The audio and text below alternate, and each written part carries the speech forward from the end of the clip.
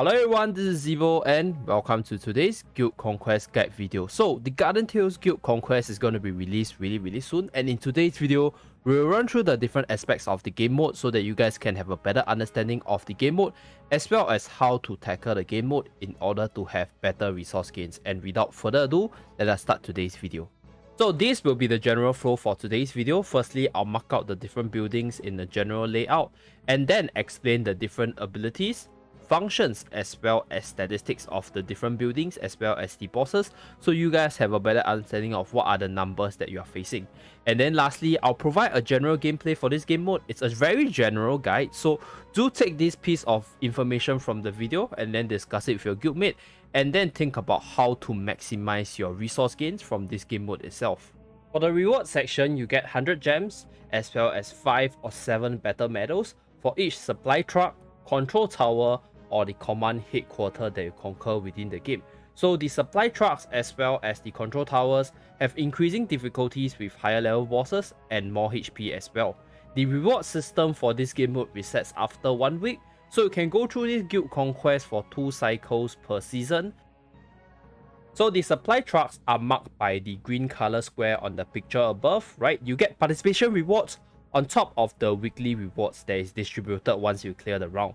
And different bosses have different elements, so take note of the team that you build around in order to fight the boss, in order to ensure that you don't leave the boss with awkward HP so that you can clear the bosses as fast as possible. At the point of making this video, my KR guild just isn't strong enough to clear the whole conquest cycle, so I'll just leave the HP bars of the different monsters at the different levels at the different stage on the screen above. So these are the HP bar of the different monsters at the different levels, and do take note that once you lower the level of the monsters, you actually get less HP to work with, so it'll be much easier if you're able to lower the levels of the monsters. So for the stage 4 supply trucks, there are 4 different trucks, each with the previous boss from the control tower stages. So we have the Elvira Hawkbuster mode, Albel, normal Elvira as well as Miss Chrome. So they all have super duper high HP, and this information is only available thanks to Keytron, which is a KR YouTuber for Garden Tales.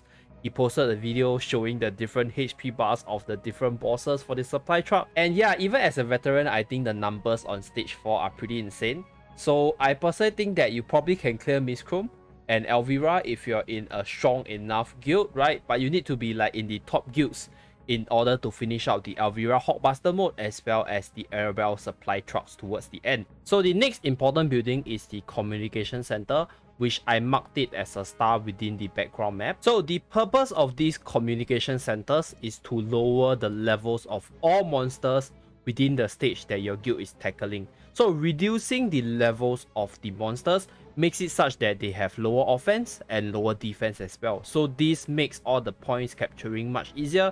And I'll say that the communication center is probably the top priority building because you want to make sure that all the members of your guild can unleash their full power as soon as possible on the stage so that you can actually take down the points more easily. Moving forward, we have the Armory, which provides attack boost for the whole guild on that specific stage. So this point is relatively easy as well, and even if you die within this stage, similar to the communication center, your attempts will not be consumed, so you can just retry it yourself. Personally, I think this stage is relatively easy, so nothing much for me to talk about. Do take note that there's 1 Armory at stage 1, 2 Armory at stage 2, and 3 Armories at stage 3. You can also lower the number of attempts required to capture some of these points after you capture the animation deposit in some of these stages. Next, we have a super important building within each stage itself, and that is none other than the enemy camps. So this enemy camp reduces defense of all enemies for the respective stages. So clearing this camp out will make it easier for you to hit the different monsters within the stage.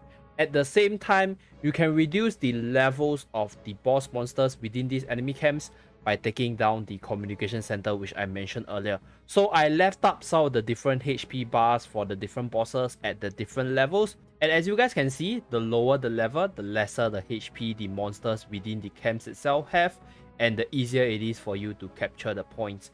And as my guild in the KR side hasn't really cleared out stage 3 yet, so my information is kind of limited, and I guess the rest of the stage 3, I'll leave it to you guys to explore it for those who are stronger. And do take note that you definitely need to clear out all the enemy camps before you can tackle the command center within each stage. So the command center is basically the boss fight, and I'll talk about it after this one. Similar to the supply truck, if you die within the fight with the monsters within this stage, your attempt will be consumed. So think of it like a guild raid, right? The damage you dealt to the boss before the timer ends or before you die is the score that you scored for this stage. The control towers within each stage is basically the final boss battle for the stage. For stage 1, we have Miss Chrome, which is basic element, but you require a team that can deal damage with her while surviving the damage output because she deals quite a bit of damage. So the best setup is usually your Dark team with Ogma or Mia for sustain, or pray that your unit have Ultra Instincts, or you can equip them with very tanky accessories in order to ensure that they survive the whole fight. So you need to clear the control tower stage in order to open up stage 2, and you need to finish up all the enemy camps in order to tackle this boss stage. And that's the few buildings that will appear in stage 1, and moving forward to stage 2, we have a few new buildings. The first one is the command center, which removes special rules on certain points within the stage itself. And the command center will appear within stage 2 as well as stage 3. So these points can be lowered in terms of the attempts required by capturing the ammunition deposit. Another new building within stage 2 is obviously the ammunition deposits, which you can reduce the clear counts for the armory, communication center as well as the command center depending on the stage you are on.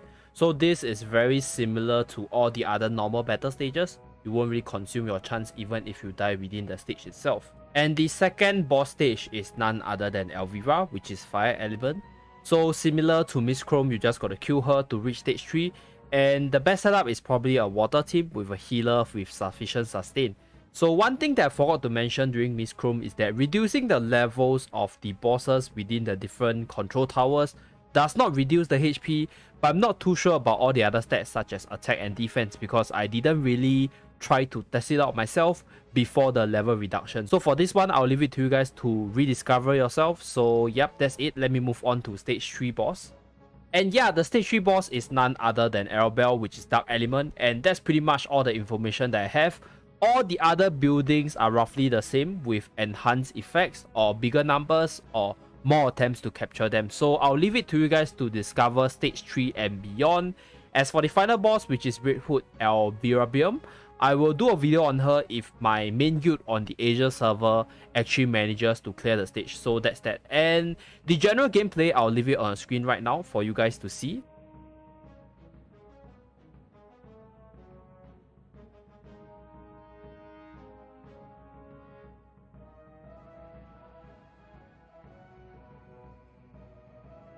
And yep, that's it for this Guild Conquest guide video. So this is a very brief one because I haven't cleared it myself yet. But I think the information is sufficient for you to understand the game mode better.